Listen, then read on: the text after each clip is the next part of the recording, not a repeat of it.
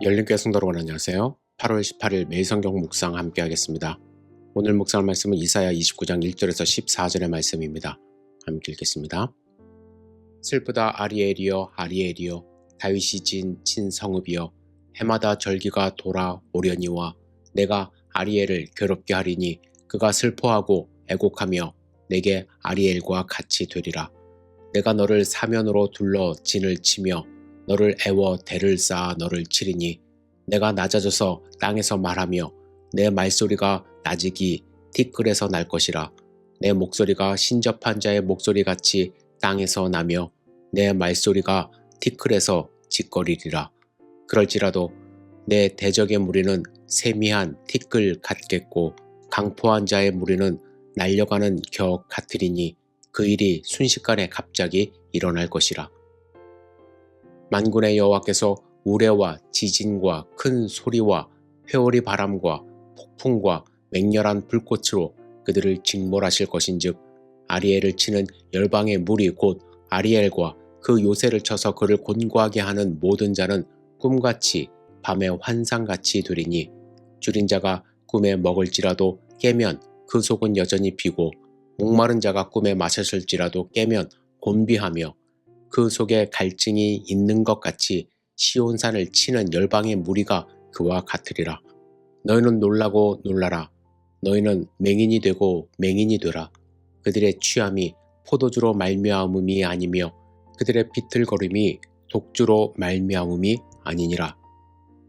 대저 여호와께서 깊이 잠들게 하는 영을 너희에게 부어주사 너희의 눈을 감기셨음이니 그가 선지자들과 너희의 지도자인 선견자들을 덮으셨음이라. 그러므로 모든 계시가 너희에게는 봉한 책의 말처럼 되었으니 그것을 글 아는 자에게 주며 이르기를 그대에게 청하노니 이를 읽으라 하면 그가 대답하기를 그것이 봉해졌으니 나는 못 읽겠노라 할 것이요. 또 그 책을 글 모르는 자에게 주며 이르기를 그대에게 청하노니 이를 읽으라 하면 그가 대답하기를 나는 그를 모른다 할 것이니라. 주께서 이르시되 이 백성이 입으로는 나를 가까이하며 입술로는 나를 공경하나 그들의 마음은 내게서 멀리 떠났나니 그들이 나를 경외함은 사람의 계명으로 가르침을 받았을 뿐이라. 그러므로 내가 이 백성 중에 기이한 일 곧 기이하고 가장 기이한 일을 다시 행하리니 그들 중에서 지혜자의 지혜가 없어지고 명철자의 총명이 가려지리라. 아멘. 오늘 1절에 나오는 아리엘이 있습니다. 아리엘은 하나님의 제단이라는 뜻과 하나님의 사자라는 뜻을 갖고 있습니다. 본문에서는 하나님의 제단으로 해석될 수 있습니다.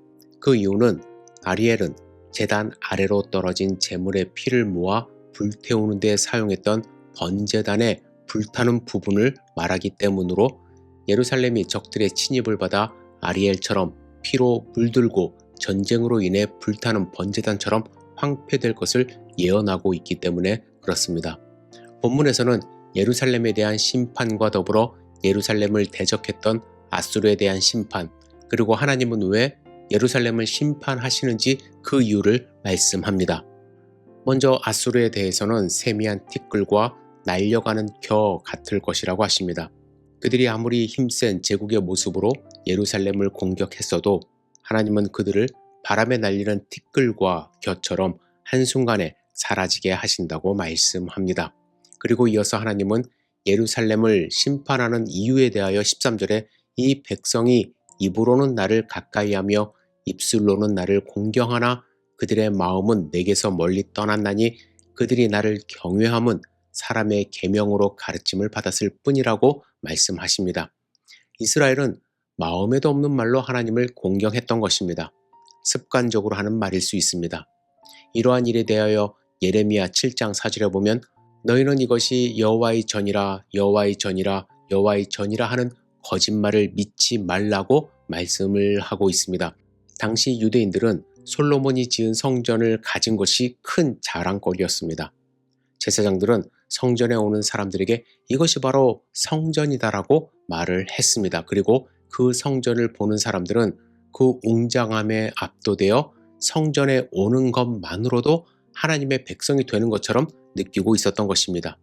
여러분, 성전은 그 안에서 진정한 회개 그리고 하나님의 용서의 제사가 드려지고 하나님과 교제가 일어나는 곳이어야 함에도 불구하고 사람들은 마치 성전을 보는 것만으로도 만족해 하는 것, 그것이 바로 거짓이라는 것입니다.